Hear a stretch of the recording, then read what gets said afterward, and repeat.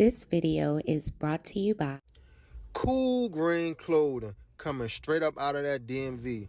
You know what it is. This that Baltimore designer right here. Come on now, come and show some love and show some support. Go online right now, coolgreenclothing.com, and make your purchase. Oh yeah, by the way, if you ain't cool and getting the green, you're in the way, and that just basic. What's going on, YouTube fam?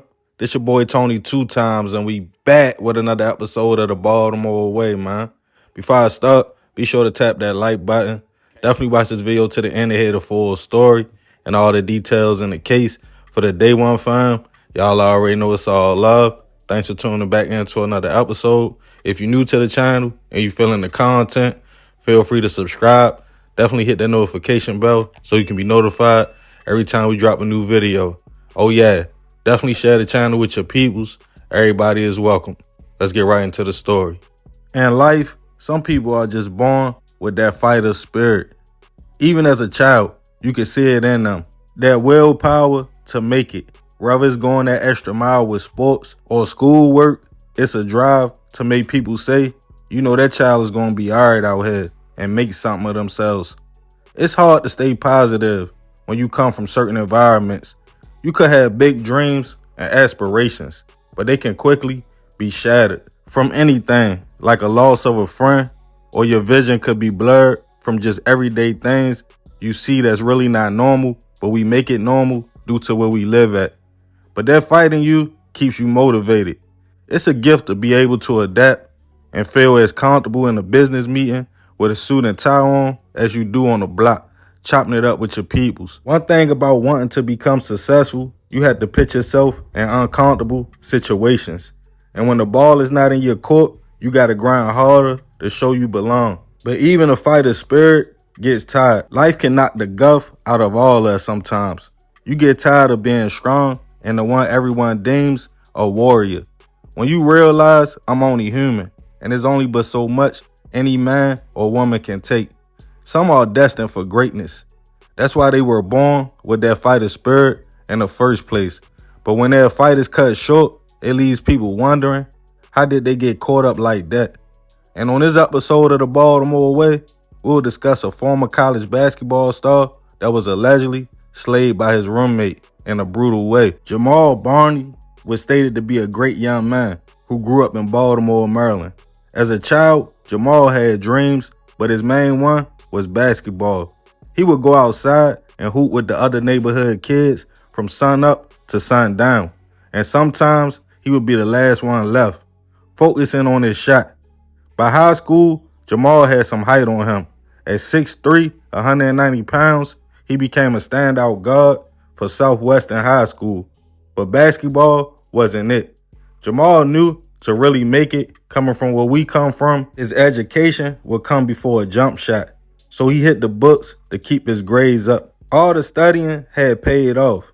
After graduating high school, he went on to Providence College, where he sat out for 1 year before being transferred to Loyola College in 2008. This is where Jamal would shine.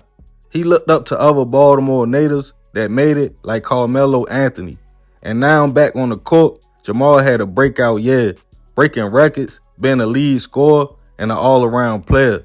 After 3 years with the school, showing he was a star and scoring over 1,000 points, the young man with the fighter spirit would beat all the odds when he received his college degree, in which most thought he was only there just to play sports.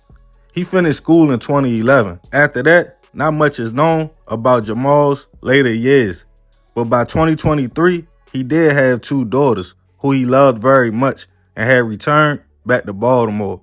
Even though he didn't go pro, he was still deemed a neighborhood hero. And everybody in the community had love for the man, who off the court always wanted to be around friends and family with a big smile on his face. Despite all of his success, Jamal would find himself living in a vacant home in the 500 block of North Payson Street with a roommate who went by the name Lil D.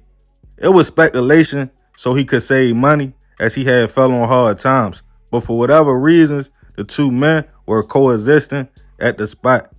By this time, Jamal was 37 years old and his hooping years were behind him now. He was back in the city, navigating the Baltimore streets.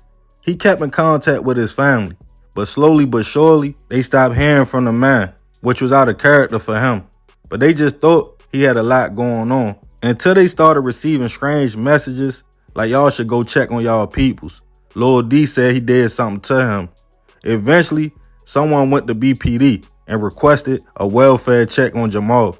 Police went to a row home on 520 North Payson Street. Once they entered the house, it was a second floor bedroom. A body was between a mattress with blankets covering it up, blood on the floor, and cinder blocks.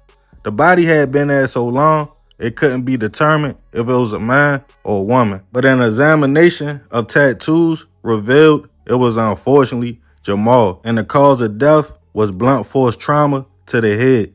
Witnesses who knew the situation told police Lil D told them he had hit Jamal in the head and left him in a vacant home.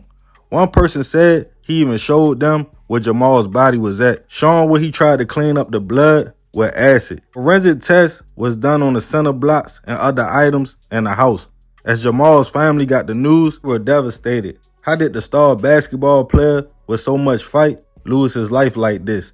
They wanted to remember him as a great father who overcame all of his challenges to make a name for himself.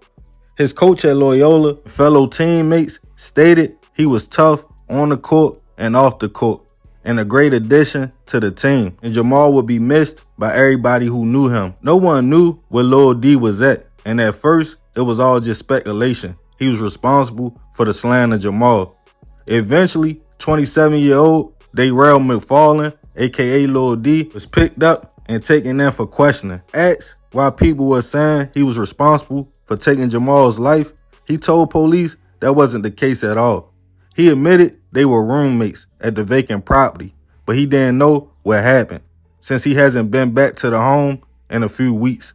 But police had already ran tests on the blood found at the scene and on the cinder blocks, and allegedly they had a hit on Darrell. He was taken into custody, charged with first-degree hit and use of a deadly weapon. At this time, it's no motives why Lil D allegedly did this to Jamal. The case hasn't made its way to trial yet, and he is innocent until proven otherwise. Rest in peace to Jamal. I send my prayers and condolences to his family, especially his daughters. Jamal fought hard his whole life to beat all the odds, made it from the city to college and put up numbers. Got his degree, and even though he didn't go pro, that's not easy coming from where we come from. I'm not sure, as life kept going, what trials and tribulations were thrown his way for him to allegedly be living in a vape. But either way, he was fighting not to give up in life, and probably would have eventually shook back with that fighter spirit. But for whatever reason, Darrell allegedly ended his life. I have had roommates, and it could be a good thing. If you know and trust a person, y'all could go half on the bills, helping both individuals save some money until y'all can both leave. But you never know what can trigger some people and how far they are willing to go. Jamal fought his whole life for better, just for it to come to an end by somebody he trusted enough to share a spot with. But hey, that's the Baltimore way. Man, crazy story. Rest in peace, that man. I send my prayers and condolences to his family. But I ain't gonna talk too much more about this one. Y'all let me know what y'all think in the comments. I appreciate you if you made it to the end. This another episode of the Baltimore Way. Y'all already know it's all love, fam. This your boy Tony 2 times. I'm out.